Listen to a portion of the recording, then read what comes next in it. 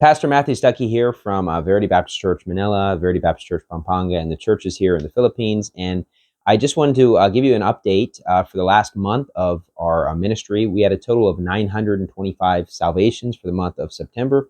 Those are solid results. I do think it's the lowest result we've had for a month this year.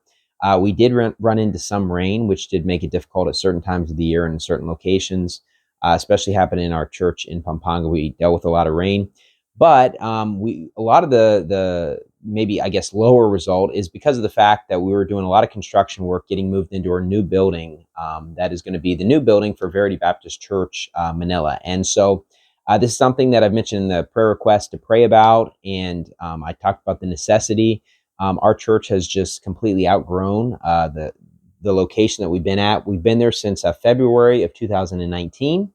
And it has been a great building for us. When we first moved there, we had so much extra space, and it was more about just trying to bring people in and fill the place out. And then, maybe around 2 years ago, all of a sudden, I kind of stopped the push to bring in new visitors because I was thinking, man, we already have plenty of people. We don't really have that much room to put them. We've just grown and grown and grown. Our last service there in Manila was absolutely packed this past Sunday. And so it's a great problem to have. And so we made preparations. We saved up money. We had many faithful donors that helped make this happen. We have faithful tithers at our church. And as a result of all this, we were able to save up money to buy an empty lot. And we've been building there for a while. And so we had our first services there actually the first Wednesday of October. And this coming Sunday, we're going to be having the first Sunday services at the new building. And so I actually was not the first person to preach there. Brother Chris preached there on the Wednesday night service. I'm excited to get a chance to preach there. It definitely gives us a lot of space, and that's great. If we continue to grow over these next 2 or 3 years at the rate we've been going, then eventually we're going to basically kind of outgrow the first floor. And kind of the long-term plan is to continue to save up money and actually build on the second floor and just have an empty space on the second floor, which will give a lot more room. And so, that's obviously something that's down the road. It's something that we're looking forward to in the future. And if ever we were to completely outgrow that, then, we'd have to figure out maybe start another church in Metro Manila or whatever.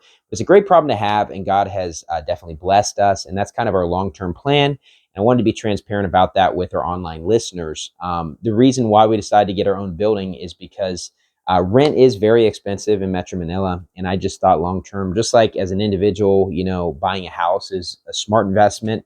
Long-term, you're going to save a lot of money. Same thing with a church building. And so we're very excited about that. It definitely gives us a lot of space. And, it's a nice area that we're located in. It's not super far from our old building, but it is in a new area. So there's new people to talk to, but still near a lot of the parks, so we can have big results for our soul winning. So those are kind of the updates with our ministry. Also at Verity Baptist Church Beagle, they've had the opportunity now to actually go into the schools, and pretty much every day during the week, you're going in and talking to hundreds and hundreds of students. And so thousands and thousands of students got to hear the gospel from our ministry at Verity Baptist Church Beagle this past month. They haven't been counting salvations, which, I'm okay with. I have heard of techniques people have used to try to get an idea of how many people get saved. Depends kind of on the school and how much time you have if you're able to do that.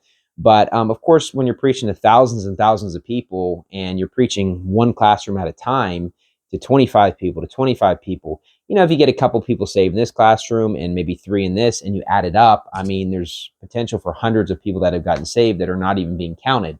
I'm okay with undercounting our results. We're obviously excited for that opportunity to get into the schools and preach. And so things are going well at our churches. It's definitely been busy getting all this prepared.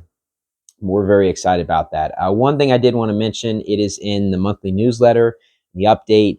I did actually visit the United States for a week to visit my family, specifically my father.